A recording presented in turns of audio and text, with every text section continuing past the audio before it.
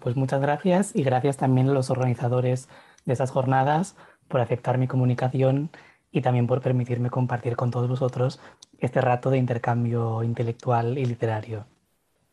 Si me lo permitís, quisiera empezar mi comunicación con una confesión literaria muy subjetiva. Yo no sé si a vosotros os pasa lo mismo, pero yo nunca sé bien qué sentir ante un personaje ambicioso, ante lo que catalogaríamos literariamente y sociológicamente como una revista. Por mucho que comprenda sus motivaciones, me siento incapaz de decantarme entre la admiración que suscita en mí su aventura de superación y la pena que me provoca, en ocasiones, el corto alcance de su visión moral. Personajes, por ejemplo, como Julien Sorel en Rojo y Negro, Georges Duroy en Bellamy de Guy de Maupassant o Eugène de Rastignac en La comedia humana de Balzac, son ejemplos de cómo el arribismo ha acaparado la imaginación literaria contemporánea. Ahora bien, valdría la pena preguntarse si el éxito de estos personajes no provendrá también de su presencia en la vida real. Sin ir más lejos, Jordi Amat ha demostrado recientemente en su biografía novelada del periodista Alfons Quintà que un momento histórico tan incierto como la etapa de la transición española pudo catalizar la aparición de trepas y arribistas, de hombres desesperados por inmiscuirse en los entramados del poder y por sacar beneficios económicos de las relaciones promiscuas y corruptas que se establecen entre los poderosos. Lo cierto es que la transición, contemplada ahora como un periodo concluido y por lo tanto revisable, constituye un magnífico campo de cultivo para extraer motivos y argumentos que permiten enriquecer el mundo de la ficción. Como bien anticipaba, en esta ocasión me interesa centrarme en dos de esos motivos, o mejor dicho, en uno que de tan amplia trayectoria tiene muchas y diversas manifestaciones. Me refiero al pícaro, el precedente más inmediato del personaje arribista, cuyo protagonismo en la producción literaria de la transición fue puesto de relieve por el profesor Cabo Seguino Laza mediante el concepto de neopicaresca. Con esta palabra se hacía referencia al acervo de novelas que en aquellos años acudieron al referente picaresco para acoger, de modo más o menos oblicuo o traslaticio en muchos casos, una reflexión sobre la historia inmediata. Este fenómeno, identificable en obras de Juan Marsé, de Eduardo Mendoza o de Francisco Candel, fue reaprovechado por la generación de jóvenes escritores que emprendían sus primeros pasos en el mundo literario a principios de los años 90. Son muchas las novelas de Ray Loriga, de Francisco Casabella, de Fernando Royuela, de José Ángel Mañas o de Ismael Grasa, entre muchos otros, que están protagonizadas por adolescentes insolentes, embaucadores o farsantes que utilizan su embustería innata para sobrevivir en circunstancias socialmente adversas. Ahora bien, muchos de esos pícaros transgreden las fronteras de su propio mundo, localizable a menudo en arrabales y en suburbios, y emprenden una aventura que suele transitar por los espacios, las profesiones y los círculos sociales más alejados al imaginario humilde del que proceden. De esta forma, conforme pasan los años y entra en la edad adulta, el pícaro adolescente se convierte en una revista de manual, motivado por la ambiciosa necesidad de mejorar su calidad de vida. Quizás el ejemplo más paradigmático de ello sea Fernando Atienza, el protagonista de uno de los proyectos narrativos más críticos ante el relato historiográfico oficial de la transición. Me refiero, como no, a la trilogía titulada El Día del Watusi de Francisco Casabella. En la primera entrega de la trilogía, Fernando Atienza y su íntimo amigo Pepito el Yeye son los únicos testigos de un asesinato que perturba a todos los vecinos de las chabolas barcelonesas de Montjuic. Durante el día siguiente al crimen, el 15 de agosto de 1971, día del Watusi, los dos pícaros recorren la ciudad en busca de ese Watusi, un mítico mercenario y bailarín al que todos parecen conocer en los bajos fondos barceloneses. Pese a que este personaje es el único capaz de restaurar el orden anterior al crimen, su búsqueda se convierte progresivamente en un sinsentido. Los dos niños recorren la Barcelona portuaria, las Ramblas y sus prostíbulos, incluso los ambientes frecuentados por delincuentes y malhechores, para terminar regresando a casa con las manos vacías. Aunque la filiación picaresca a esta novela queda patente ya en sus personajes y en ese viaje que ambos emprenden, me parece fundamental hacer referencia también a la forma externa de la obra. En un prólogo fechado en 1995, el propio Fernando Atienza, protagonista y narrador de la trilogía, ofrece a sus lectores los enigmáticos motivos que le han impelido la escritura del informe autobiográfico que termina siendo El Día del Watusi. En ese prólogo, el protagonista, ya de adulto, relata su encuentro con Javier Trueta, un empleado de la empresa Top Security que, bajo la dirección del empresario Roberto del Pistacho, se dedica a informar a las altas esferas del poder de todo lo que requieren saber. En una conversación que roza lo esperpéntico, Trueta solicita a Fernando Atienza una labor que, si en un principio parece precisa, no lo será tanto cuando el narrador la emprenda. Le pide un informe acerca de José Felipe Neira, otro misterioso personaje que, como el Watusi, acaba siendo un significante vacío que se rellena con la fantasía y las expectativas de Atienza e incluso del propio lector. La narración de Fernando Atienza cumple, por lo tanto, al menos dos de los tres principios fundamentales que Genaro Tallens y Carlos Blanco Aguinaga cifraron como definitorios del género picaresco: el principio del viaje y el principio de autobiografía. En cuanto al principio de servicio a varios amos, este no llegará hasta la segunda parte de la trilogía, cuando Fernando Atienza emprende una nueva vida en el barrio de la Sagrada Familia. Integrado ahora en un espacio social de mejor consideración, el joven pícaro comienza a trabajar de conserje en el Banco Comercial Ciudadano gracias a la mediación de su nuevo padrastro. Allí es testigo de las fraudulentas prácticas que ponen en marcha ciertos banqueros franquistas, como Tomás del Yelmo y don Carlos del Escudo, para participar en la incipiente política democrática. Sin olvidar al mítico Watusi, Fernando Atienza se convierte en chofer de un importante empresario, Guillermo Ballesta, y también en confidente de los más altos cargos de la banca. Pero su escalada en los entramados del poder no tiene freno, y Atienza se incorpora a la cúpula del recién fundado Partido Liberal Ciudadano, cuyo logotipo será casualmente la W de Watusi, pero que con el tiempo terminará asociándose a la imagen de una gaviota volando. Tras acompañar a banqueros y empresarios, la peripecia arribista de Fernando Atienza parece adentrarse en un callejón sin salida cuando los celos entre sus jefes lastran su carrera política.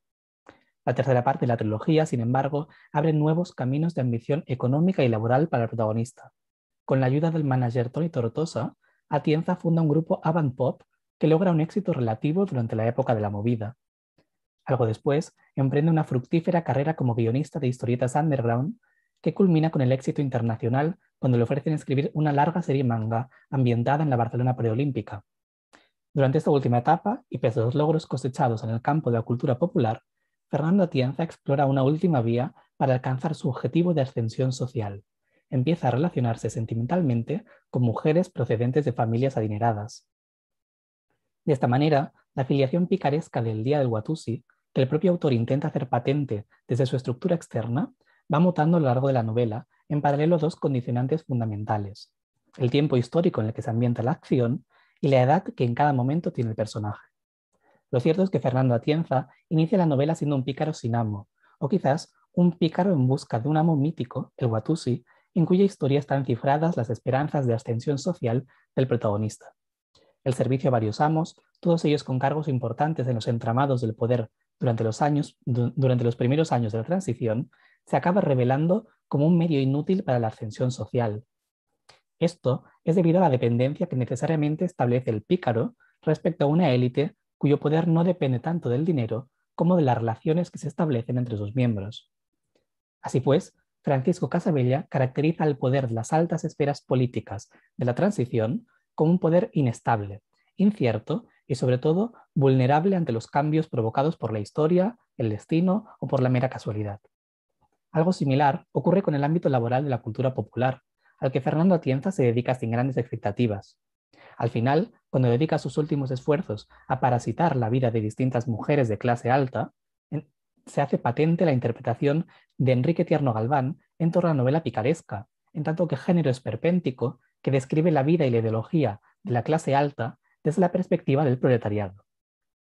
No hay tiempo suficiente aquí para adentrarse en los interesantísimos postulados del profesor Tierno Galván, que aplicó con excelentes resultados la teoría marxista y sociológica al género picaresco.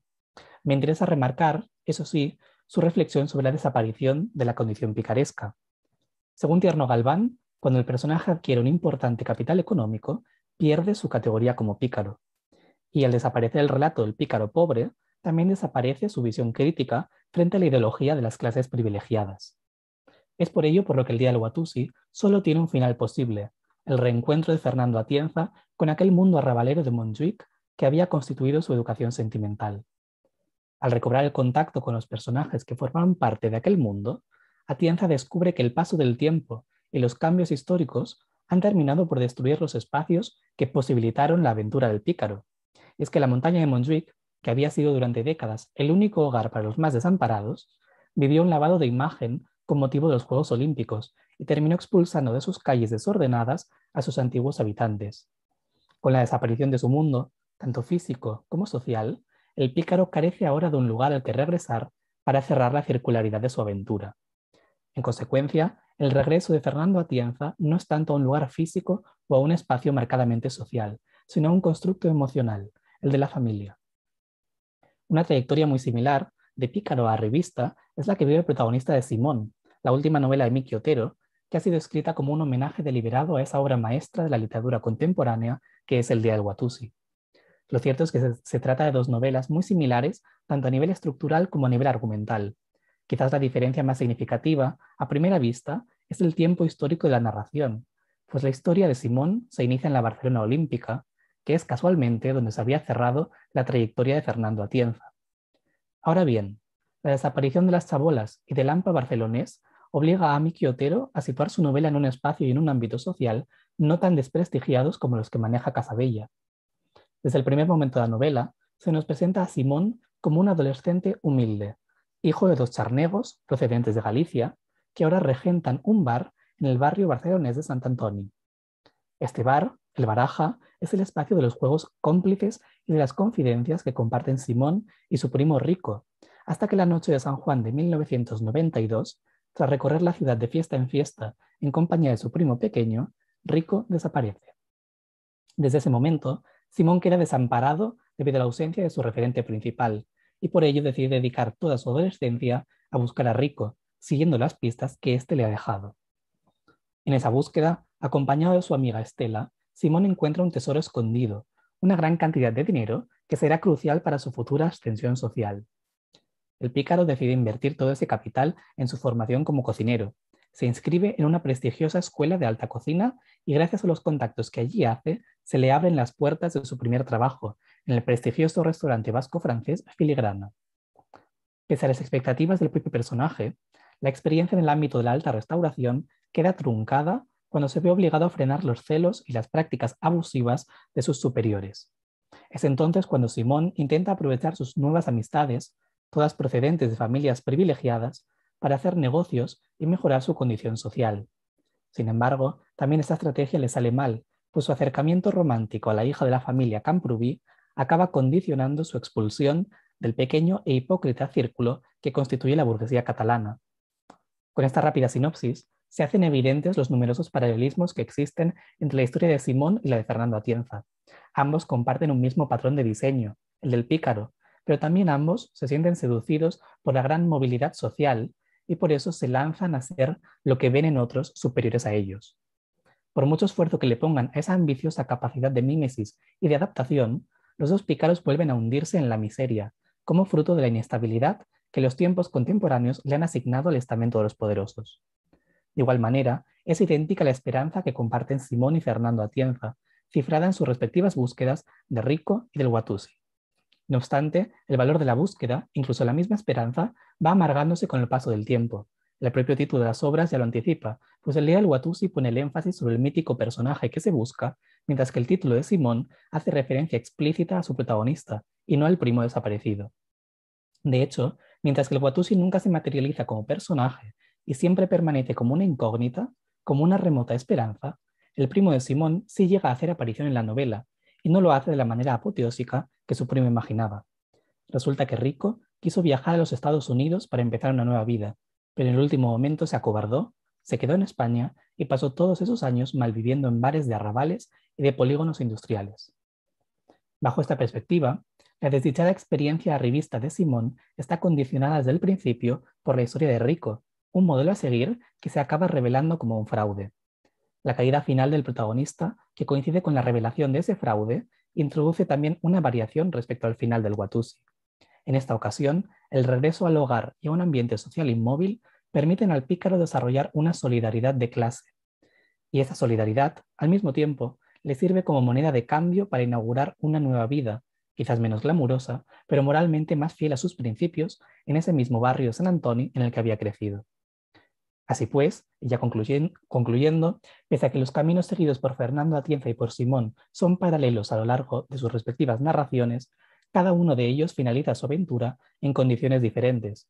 El primero lo hace regresando a la familia, porque su mundo social ha sido erradicado. Y el segundo, en cambio, efectúa un regreso no tanto a la familia, sino a la clase social de la que procedía. En conclusión, la distancia que media entre la aventura política de Fernando Atienza y la experiencia culinaria de Simón es la misma que media entre la España de los años 70 y 80, en plena transición, y la España contemporánea. Cada uno de los personajes es víctima de su tiempo y, sobre todo, de los lastres que el capitalismo, en su avance, impone a los más desfavorecidos para evitar su ascensión social. Y hasta aquí. Muchas gracias.